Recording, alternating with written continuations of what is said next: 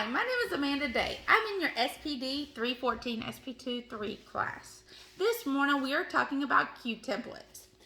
I have printed out a cube template for everyone to see. This is what it looks like. Always make sure you have extras because you never know, somebody might cut one of these side pieces off or something like that. You always want extras so everybody can enjoy it. You can either put kids in groups or you can do self-activity. But I prefer groups because then more kids can actually sit there and talk about it. But I'm going to show you some other styles with non-groups. So this is the cube template. I printed it off. And it gives us 5 different ideas on how to use the cube template. So I started off with the one that said who, what, where, when, why, how on each side. And then it could be used for a nonfiction or fiction book. So I chose this book right here called Muddy Paws. This book is about the birthday party. And my children love this book. And a lot of children between kindergarten and second grade would really like read or listening to it, reading, listening on tape recorder, all kinds of stuff. So this actually gets students really entertained with some reading. So speaking of that, here's my cube template with who, what, where, when, and why. And we would technically take it out, cut it, and glue the sides. I did not do that because I was wanting to put it into my binder. But it will look like a cube, and when you roll it, it will land on who, what, where, when, or why. So some of the questions that would fit this would be, where does the story take place? How is the problem solved? Who are the characters? When does the story take place in time? What happens in the story, middle, end, in the beginning? And then why did the problem happen? So these are really good questions to ask our students. Another thing is I actually created word pages or sentences. So this is like the questionnaire of what they've read, see what they've actually comprehended for themselves. So I have actually made kind of like a sheet for myself, which is the questions that I created. And some of them says, who are the characters in the story? What is going on in the story? What did Muddy not like? When did the story take place? Where did the story take place? How did the birthday party go for Muddy? How did the Muddy feel at the end of the story? And why did Muddy get upset? So those are some questions that I have. And then I actually made each individual person their own sheet. So this one right here would say, why did Muddy get upset? Then they can draw a picture of Muddy getting upset and why he got upset. I've done this for all of the who, what, where, when, and why activities. So how did the birthday party go for Muddy? How did Muddy feel at the end of the story? So they would also draw a picture of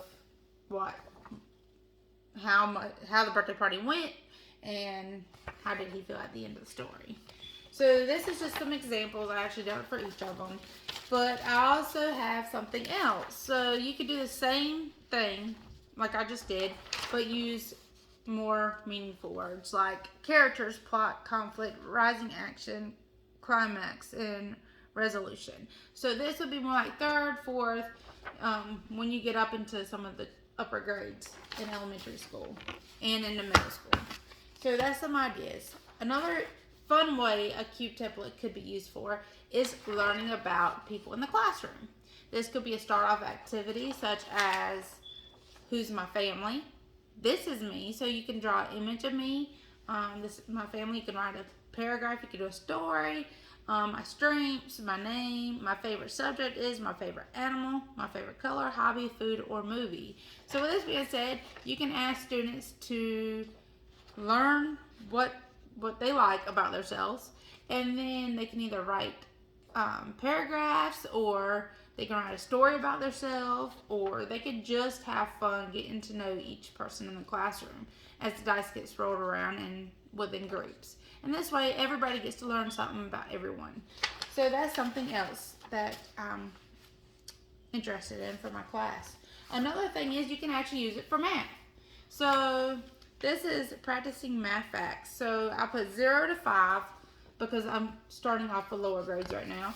And what I did was I did an addition page so that students can roll the dice and get two numbers and then find out what it equals to and then color in the dots. And I only did up to 10 because there's only 10 circles on each page or each little square box.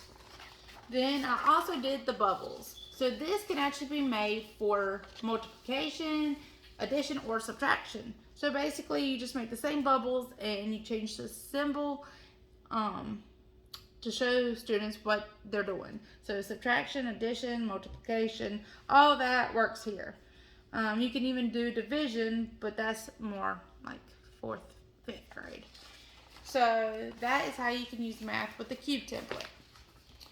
So with that being said, I think I've covered all my bases other than vocabulary. And vocabulary, you can actually put the vocabulary on each of the square box and let the student roll the dice, whatever vocabulary word they choose. You can ask them to find the definition for it, write a sentence about it, what they've learned about it,